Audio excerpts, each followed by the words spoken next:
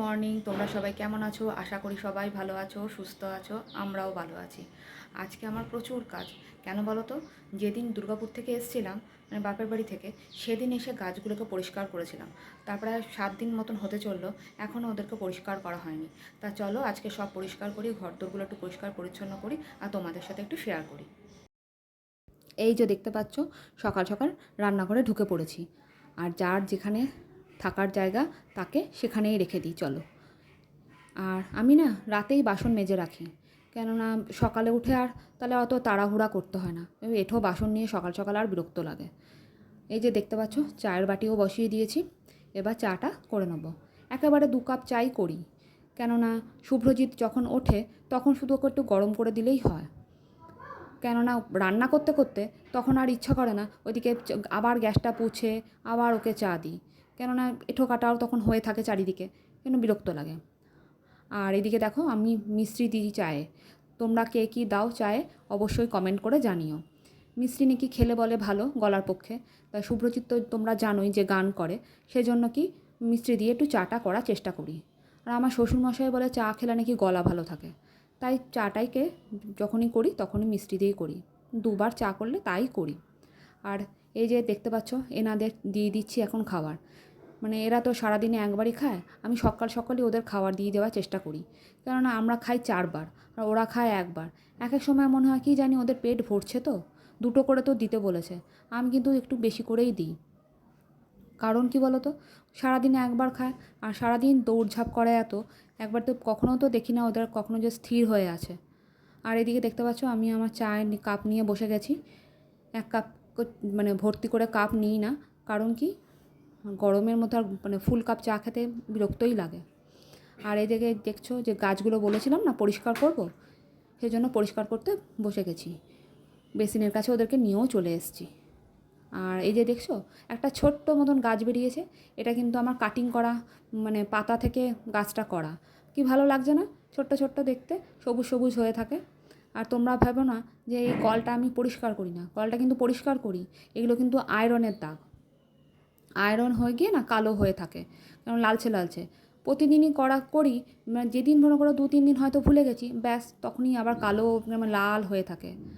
আর এইগুলোকে দেখতে পাচ্ছ, এই রুটগুলোকে ভালো করে মানে নাড়িয়ে নাড়িয়ে কেন করছি, কেননা দেখি মানে 4-5 দিন পর যখন ধুই না তখন কেমন দেখি লাল লাল করছে।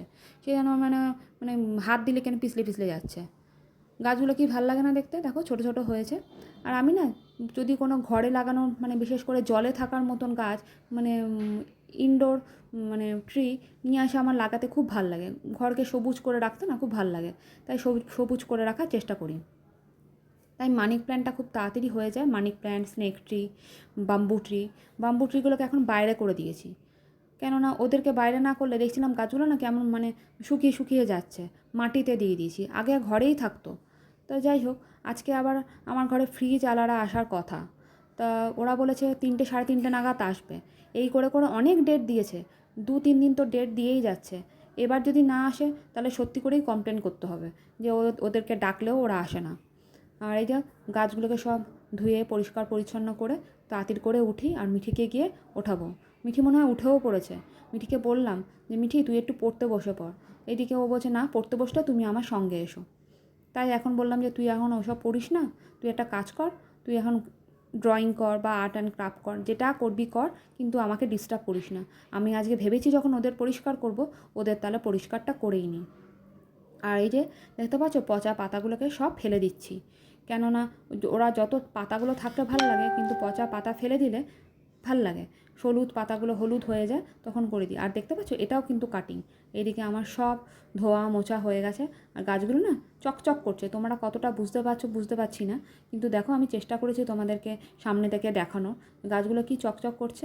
ঘরে যখন রাখি কি পরিষ্কার না লাগে, বেশ আলোতে বেশ ভালো লাগে। তা চলো ওদেরকে তাহলে এখন রোদে দিয়ে দিই, একটু রোদ খাইয়ে নিই।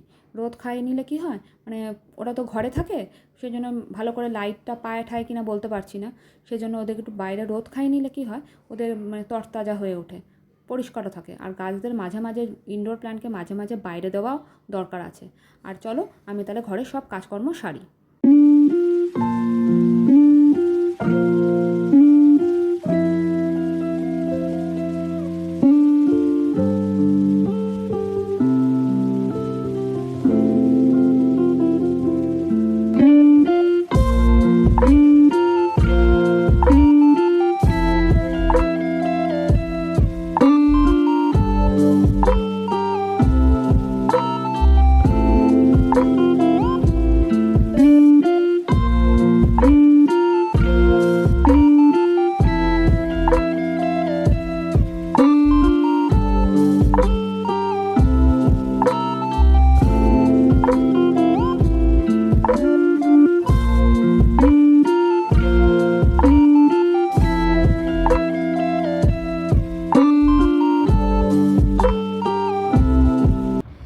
দেখতে পাচ্ছ ফ্রিজ ঠিক করতে চলে এসছে।